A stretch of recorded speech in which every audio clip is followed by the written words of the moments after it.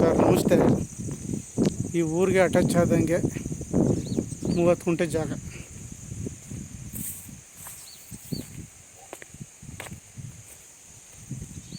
ಊರಿಗೆ ಅಟ್ಯಾಚ್ ಆದಂಥ ಜಾಗ ಇದು 30 ಗುಂಟೆ.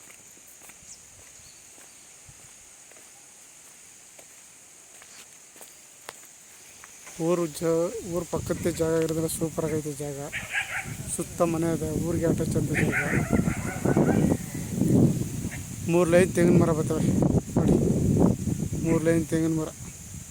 ಈ ಕಡೆ ಟೀಕ್ ಮರಗಳು ಸೇರ್ತವೆ.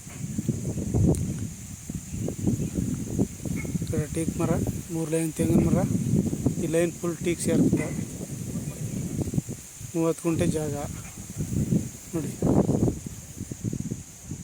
ಚನ್ನಪಟ್ಟಣದಿಂದ 3 ಕಿಲೋಮೀಟ್ರು, ಬೆಂಗಳೂರಿಂದ 63 ಕಿಲೋಮೀಟ್ರು. ಸೂಪರ್ ಜಾಗ, 30 ಗುಂಟೆ ಜಾಗ.